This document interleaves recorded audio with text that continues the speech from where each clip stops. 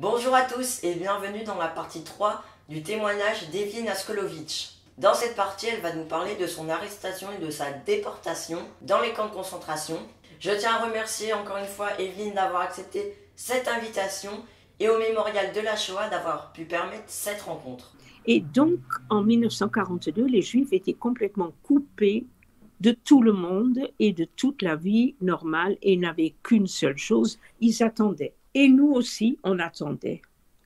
Et le 12 mars 1943, on a sonné à la porte de l'appartement de mes parents. Moi, j'étais dans la petite école juive. Mon père était chez ses parents pour leur donner à manger. De plus en plus d'amis étaient déjà partis. On a sonné à la porte et il y avait un soldat allemand et un soldat hollandais qui ont été là. Ma mère a ouvert la porte et ils ont dit « c'est une maison juive ». Elle a dit « oui ». Allez chercher votre mari. Où est votre mari? Elle dit « il est chez ses parents ». Et où est votre petite fille? Parce qu'ils savaient tout. Elle est à l'école. Allez les chercher. On attend ici que vous reveniez. Et ma mère est venue me chercher. Et elle est allée chercher mon père. Et les Allemands ont dit, vous faites une petite valise. Et le soldat allemand, ça je l'ai su après, était payé l'équivalent entre 6 et 7 euros par juif pris. Et ils ont dit, faites une petite valise avec des affaires, ça peut prendre 2-3 jours, c'est juste une vérification d'identité. Et en fait, la petite valise et un sac ont duré 2 ans. Et on a été amené dans un endroit qui s'appelle le théâtre hollandais, Hollandse Schouwburg. Ce bâtiment a été réhabilité et existe toujours. L'ironie du sort veut que la dernière année de sa vie, de ma mère, qui est décédée à 104 ans dans une maison de retraite qui est juste derrière ce bâtiment, et quand j'allais la voir la dernière année, une fois par mois, mon tram s'arrêtait juste devant. C'était un bâtiment, c'était un théâtre. C'était d'abord un théâtre normal. Et on l'a transformé en un centre de tri pour les Juifs avant de les envoyer dans les camps. Pratiquement tous les Juifs qui ont été déportés dans les camps sont passés par ce théâtre. Les enfants étaient tout de suite en arrivant séparés des parents. Donc on m'a séparée de mes parents, j'avais 4 ans et demi. Je ne m'en souviens pas. Je pense qu'un petit enfant peut décider de ne pas se souvenir pour ne pas souffrir. Toujours est-il qu'une amie d'enfance à moi a été quelques jours dans l'autre bâtiment en face du théâtre. On appelait ce bâtiment la crèche, où elle a dit que le seul souvenir qu'elle a est que les enfants dormaient pas d'une manière normale sur des matelas en longueur, mais on les mettait comme des sardines, 5, dans la largeur du matelas. Moi, je suis restée, mes parents sont restés, et moi, je suis restée 2 semaines dans le théâtre. Je suis très à cheval sur les dates. C'est peut-être mon côté juif allemand, mais je pense qu'il est important d'être précis. Nous sommes restés, mes parents, dans le théâtre du 12 mars 1943 jusqu'au 26 mars 1943. Et le 26 mars 1943, nous avons été mis au transport. Ça consistait qu'on nous mettait dans des wagons à bestiaux pour nous amener dans le premier camp. Et on a dit à mes parents de me prendre, ils m'ont récupéré et il paraît que je dormais par terre dans le wagon à bestiaux. Et on est arrivé dans le premier camp qui en fait était un vrai camp de concentration qui s'appelait Vught, V-U-G-H-T. C'était à côté dans le sud des Pays-Bas. C'était un camp de concentration et le seul camp qu'on appelait concentration hors des camps en Allemagne et en Pologne. À l'arrivée, et ma mère l'écrit, on a immédiatement séparé les hommes, les femmes et les enfants et on a mis les enfants dans la baraque des enfants. C'était un très grand camp où une partie, je l'ai su tout récemment, il y a une partie qui s'appelait le camp juif, où il n'y avait que des juifs, qui étaient, donc les femmes étaient dans leur baraque, les enfants dans la baraque des enfants, et la statistique dit que 90% des enfants à Fürth sont morts. Ils sont morts parce que personne ne leur donnait à manger. Il y avait à Fürth environ 3000 enfants. Et les enfants étaient livrés à eux-mêmes et avaient toutes les maladies infantiles comme dans un vase clos. Il n'y avait pas de médicaments. Et en plus, personne, moi j'avais même pas 5 ans, et personne donnait à manger aux petits-enfants. Et donc les petits-enfants mouraient de faim et de maladie et également de misère parce que presque d'une minute à l'autre, les enfants étaient séparés de leurs parents sans explication, sans rien du tout. J'ai attrapé à Fürth une varicelle dont je me souviens. Je me grattais terriblement. Je pleurais tout le temps et il n'y avait pas de parents pour consoler, il n'y avait rien. Les pères, les hommes travaillaient soit dans les usines de Philips qui étaient à côté du camp, c'était au sud des Pays-Bas, et Philips, la direction de Philips a sauvé des centaines d'hommes parce que quand le travail était fini, les Allemands venaient pour demander à ce qu'on ramène les hommes dans le camp. Et Philips disait non, on ne peut pas, il faut qu'ils terminent, et il leur donnait à manger et il les protégeait. Les femmes travaillaient également des travaux pour rien. Ma mère écrit dans son livre qu'on a amené 30 femmes dans un camion, dans un champ où il y avait des gros cailloux. Et on leur a dit d'emmener les cailloux 1 kilomètre plus loin. Et une fois que tous les cailloux étaient 1 kilomètre plus loin, on leur a dit de ramener les cailloux où ils étaient. C'était uniquement un travail pour montrer que les Juifs n'étaient rien, que c'était juste du bétail, c'était des moins que rien. Et les enfants mouraient. Et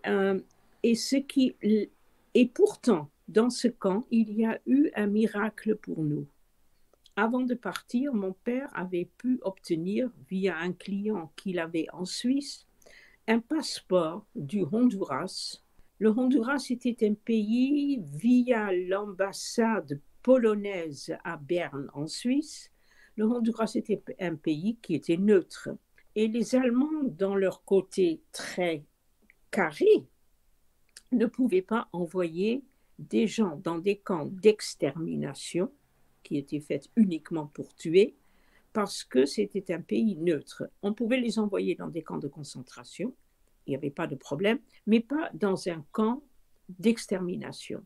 Et de Fürth partaient des trains dans un autre camp, et là, il y avait le tri qui allait dans des camps d'extermination et qui allait dans un camp de concentration. Nous sommes restés 3 mois à Fürth.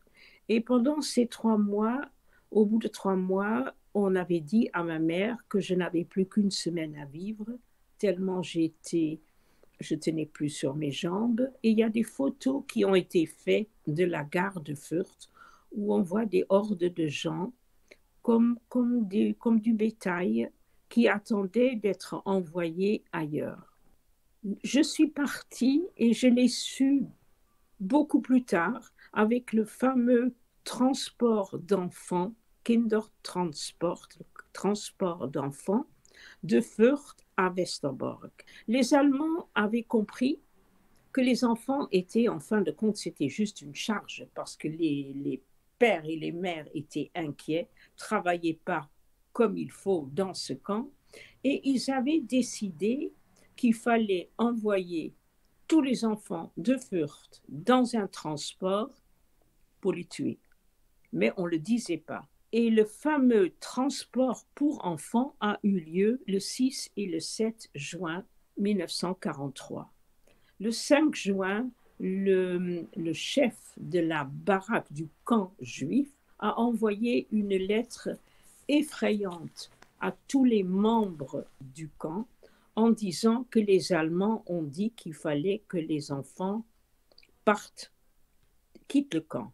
Les enfants de 0 ans jusqu'à 5 ans devaient partir avec leur mère ou avec leur père si la mère travaillait. Et à partir de 5-6 ans, les enfants pouvaient partir seuls. La cruauté n'avait pas de limite, mais les parents pouvaient également accompagner ces enfants.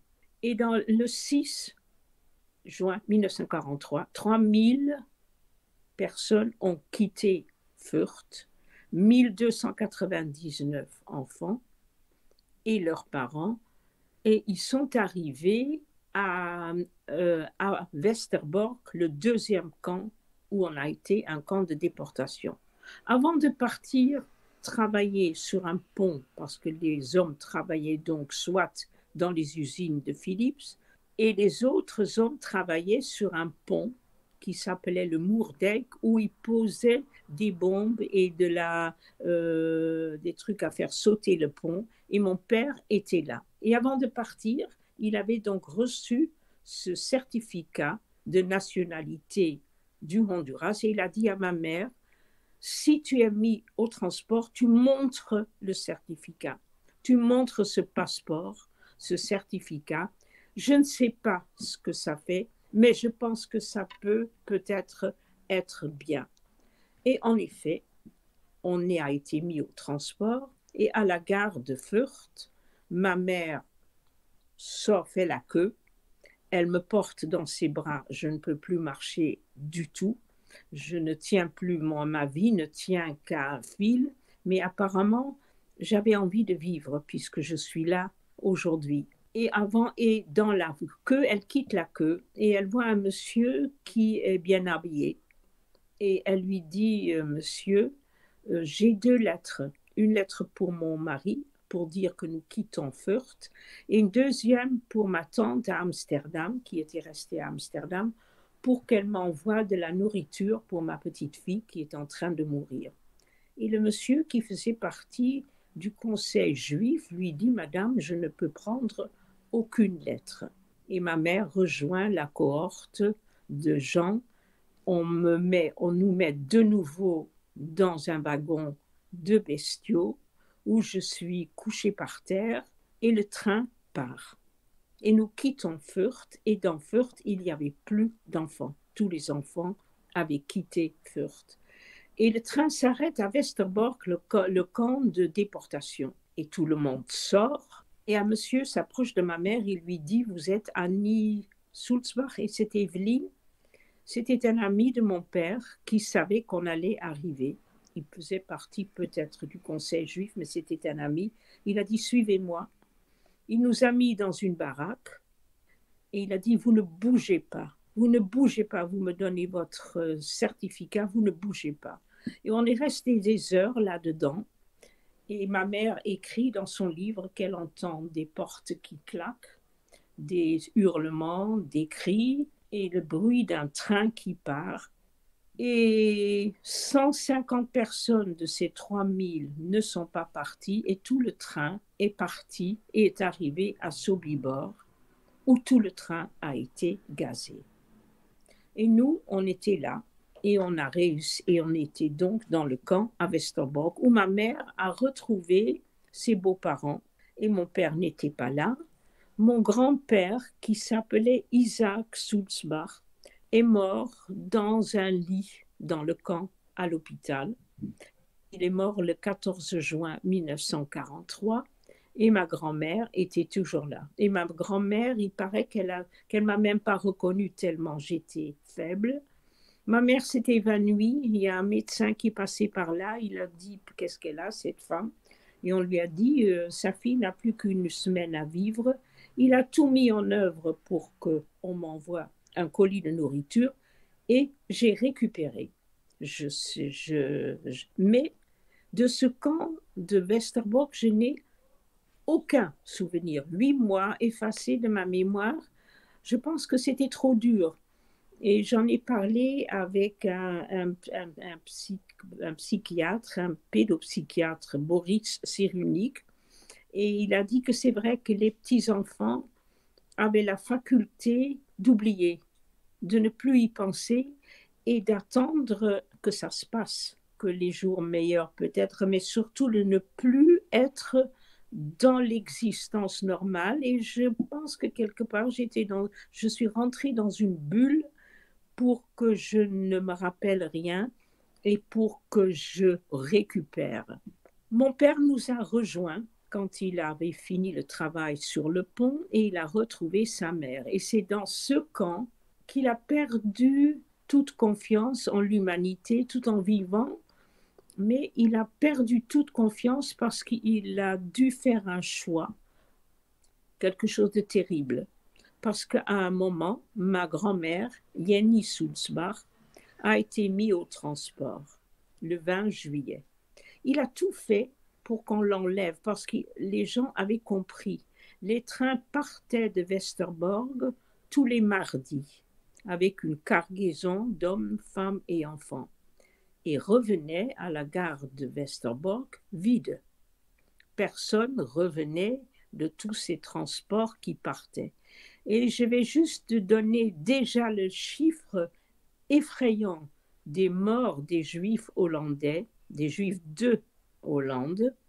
Avant-guerre, il y avait 140 000 Juifs qui vivaient aux Pays-Bas, dont 37% étaient d'Allemagne. Et 102 000, 75% ne sont pas revenus.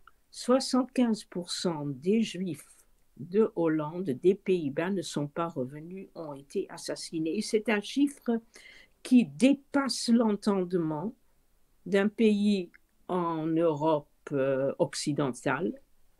C'est à peu près le même pourcentage que les Juifs polonais, mais je le répète tout le temps. Je le répète qu'on sache que 75% des Juifs des Pays-Bas ne sont pas revenus et qu'ils ont été assassinés dans les camps de la mort. Et le 20 juillet, ma grand-mère a été donc mise en transport. Et mon père a tout fait pour la faire sortir. Elle n'avait pas le certificat. Elle n'était pas sur le certificat de la nationalité du Honduras. Et d'après ma mère, tous les deux sont allés à la gare pour accompagner ma grand-mère, où on mettait des vieillards, des rabbins, des vieilles personnes dans des trains à bestiaux. Et avant de fermer les portes, mon père s'est approché d'un soldat allemand. Il a dit « Laissez-la, elle est vieille, elle pleure, laissez-la ». Et le soldat a dit à mon père « Mais monsieur, il n'y a aucun problème. Vous prenez sa place. Vous pouvez même amener votre femme et votre fille et elle restera. » Et ma mère a dit à mon père « Mais tu ne peux pas. Tu ne peux pas nous laisser, Evelyne et moi. Tu ne peux pas prendre la place de ta mère. » Et mon père n'a pas pris la place. Et toute sa vie, il est mort le 7 janvier 1982, mais toute sa vie, mon père s'en est voulu qu'il n'a pas pris la place de sa mère. Et il est devenu un homme qui vivait que, en fin de compte, il était dans la vie. Il a vécu, j'ai même eu un petit frère, mais il était plus, son cœur s'est brisé à tout jamais jusqu'à son dernier souffle. Et je sais juste que ce père que moi j'ai connu, pour lequel j'ai eu peur toute ma vie jusqu'au jour de sa mort, mais ce père n'était pas le jeune homme joyeux, il n'a jamais récupéré de la Shoah. Le train est donc parti, ma grand-mère a été, Jenny Sulzbach, a été gazée le 20 juillet 1943 à Sobibor avec tout le train qui est parti. Il n'y a pas eu un survivant, je crois qu'il y a eu 5 survivants parce qu'on prenait à l'arrivée du train les gens, 5 personnes pour sortir les morts des chambres à gaz et tout le reste a été tué. Et nous, on est restés à Westerbork. Et on pensait, Westerbork apparemment était un camp qui était très vivable. Il y avait même une vie juive. Il paraît que je suis allée dans une petite école. On pouvait fêter les fêtes juives et les gens pensaient que peut-être, après tout, la vie allait continuer comme ça. Sauf qu'on a été mis au transport, nous aussi, et on a été mis au transport le 15 février 1944. On a été mis au transport, on nous a dit qu'on allait aller à Bergen-Belsen. Personne ne connaissait Bergen-Belsen. Et on est arrivé à Bergen-Belsen, qui était un camp de concentration dans le nord des Pays-Bas, à côté de Hanovre. Bergen-Belsen était un camp avec des baraques et des baraques et des baraques et des baraques. Nous, on était dans la baraque des Hollandais. À côté de nous, il y avait la baraque des Grecs. Et nous, on était dans la baraque 61 et à côté de nous, la baraque 62, il y avait les Grecs. Et les Grecs ont joué un rôle dans ma vie à moi, parce que les Grecs étaient des personnes qui avaient aidé les Allemands pour envoyer les Juifs de Salonique dans les camps de la mort. Eux, ils faisaient partie du Conseil juif. Dans tous les pays occupés par les Allemands, on a mis en place des conseils juifs qui étaient très vicieux, parce que les personnes qui étaient dans les conseils juifs pensaient qu'ils allaient sauver leur vie en aidant un peu, en encourageant les Juifs de s'enregistrer.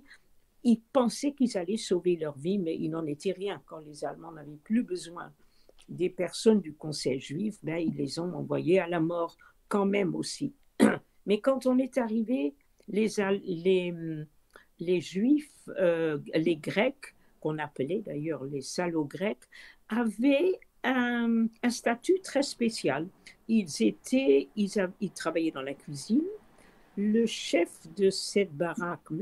Albala, était à côté de l'allemand lors des appels, pour bien regarder si tout le monde était bien à l'appel, parce qu'il y avait tous les jours un appel.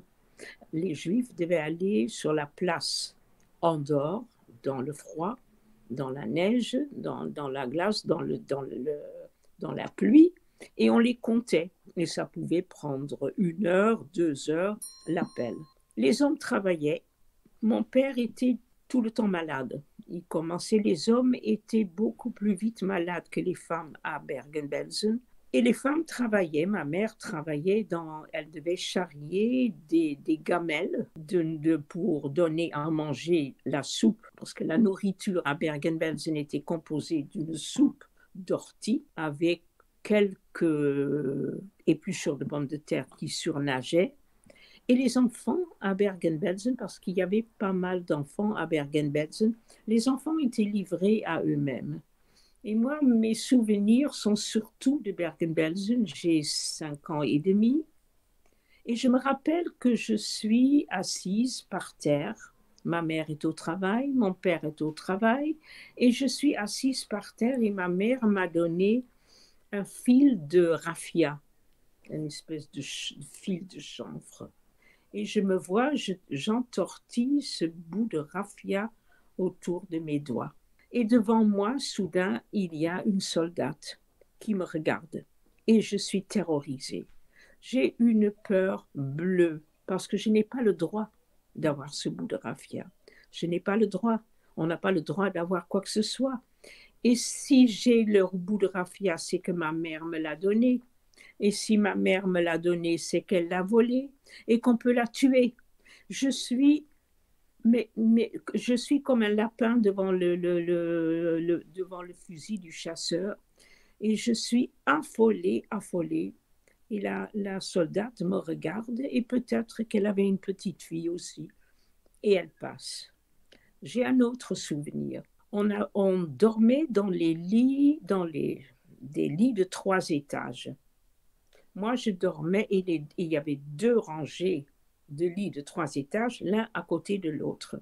Moi, je suis en bas et ma mère est en bas à côté de moi et elle écrit que je lui donne la main parce que ça faisait 2 camps où on m'avait séparée de ma mère et je voulais certainement m'assurer qu'elle est là.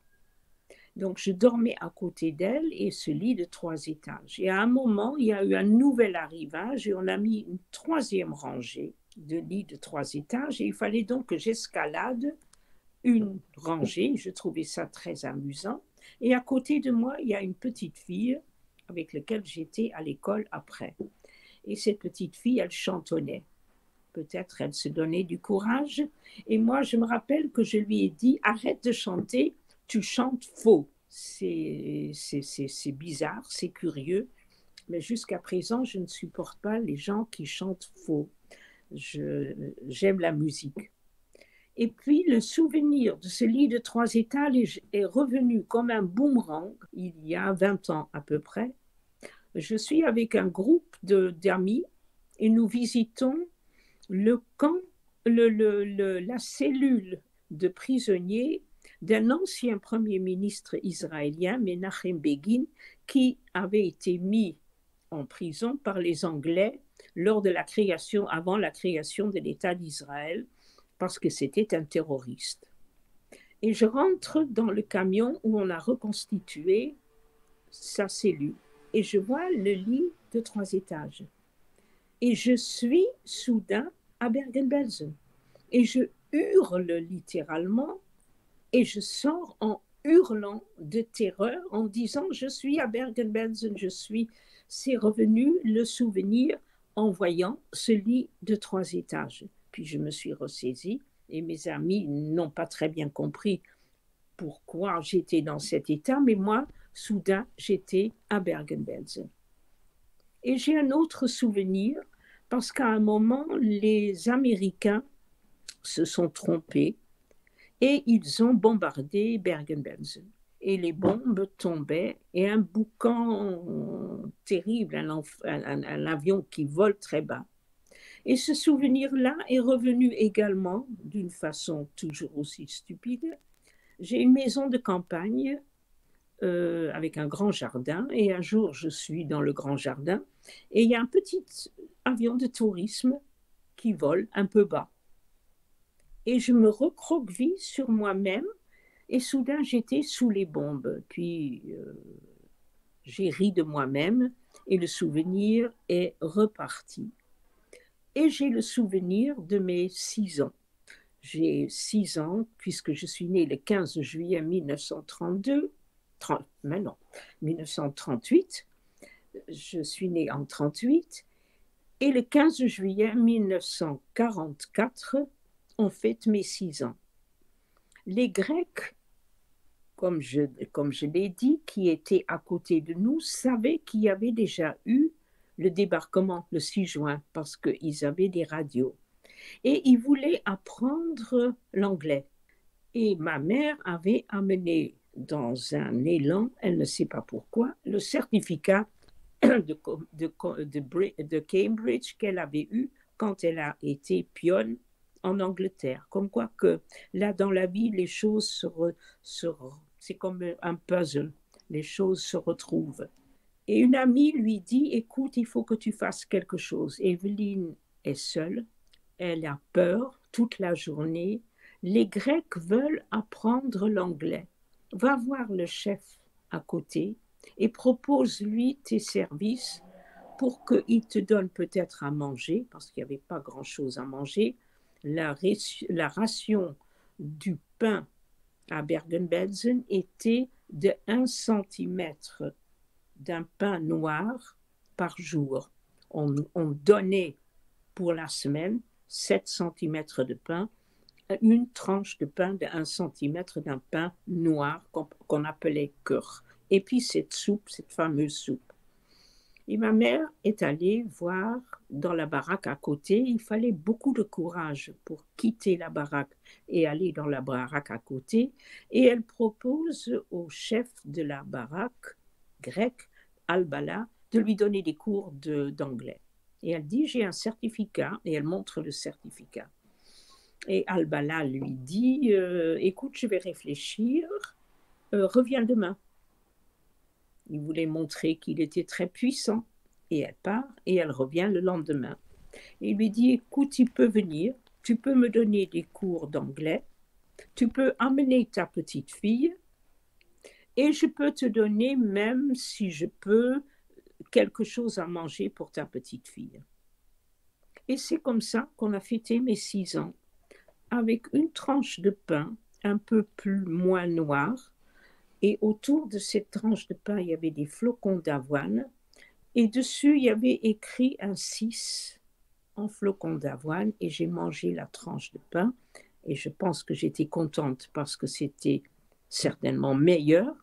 Et un monsieur a fait pour moi un petit lit en bois avec une petite poupée en bois. Et c'est comme ça que j'ai fêté mes 6 ans. D'accord. Alors, je vais arriver maintenant à notre départ et ensuite au retour.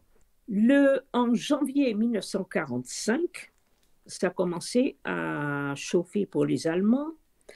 Via la Croix-Rouge, on a décidé d'échanger 350 juifs avec un passeport du Honduras, du Paraguay et d'Haïti contre 350 prisonniers de guerre allemands.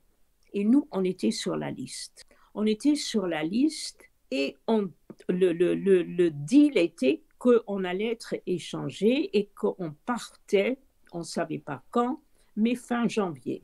Et tous les jours, on faisait un deuxième appel pour voir qui était encore en vie, parce que le typhus rageait déjà à Bergen-Belsen. Les hommes et les femmes mouraient de faim, de coups, de maladies, et on voulait voir. Et celui qui ne venait pas à l'appel, il était rayé de la liste. Mon père, on l'avait battu avec une barre de fer sur les reins. Depuis le début janvier, ses reins ne marchaient plus du tout. Il était couché sur son lit, sur son chalit, et il avait une fièvre de cheval. Et le 20 janvier 1945, on nous a dit, c'est le dernier appel, vous allez partir le lendemain. Et là, c'est un souvenir qui m'est resté ça me restera jusqu'à la fin de mes jours. Mon père était couché sur le lit, et ma mère et moi, on va pour qu'il vienne à l'appel. Et il nous dit, parce que si on n'allait pas à l'appel, c'était foutu. Et mon père dit, je n'y vais pas. J'y vais pas. Je peux plus. Je ne peux plus bouger. Je ne veux plus. Fiche-moi la paix. Et ma mère crie sur mon père. Et moi, j'adorais mon père. J'avais tout le temps peur qu'il lui arrive quelque chose. Je l'adorais. Je donne des coups de pied à ma mère. Je lui donne des coups de pied. Je lui crie dessus. Je lui hurle dessus. Je lui dis qu'elle est méchante, qu'elle est odieuse. Et heureusement que ma mère savait très bien que si on n'y allait pas, c'était foutu. Mon père allait mourir, puisqu'il avait les reins qui ne marchaient pas. Elle m'envoie valdinguer, littéralement. Elle tire mon père du lit et nous allons tous les trois à l'appel. Et le lendemain matin, la chef de la baraque, de cette baraque, dit à tout le monde, qu'elle appelle tout le monde, et on est toujours sur la liste. Vous allez aller à la gare et vous allez enlever pour les adultes votre étoile jaune et vous allez prendre le train. Et là, il y avait un train, un vrai train, pas un train de bestiaux, un train de la Croix-Rouge. Et on rentre dans le train et le train était chauffé. Il y avait des sièges, il y avait des lits pour les malades, il y avait quand même beaucoup de malades. Et le train part. Et nous avons quitté ainsi Bergen-Belsen après presque un an, le 21 janvier 1945. On y était depuis le 15 février 1944, presque un an entier à Bergen-Belsen. C'est déjà la fin de cette troisième partie d'interview. Si tu veux retrouver toutes les précédentes parties, les liens sont juste là. Et donc si cette vidéo t'a plu et que c'est pas déjà fait, n'hésite pas à mettre le petit pouce bleu, abonnez-vous, partagez, commentez, faites ce que vous voulez. Et moi je vous dis à la prochaine pour une nouvelle vidéo.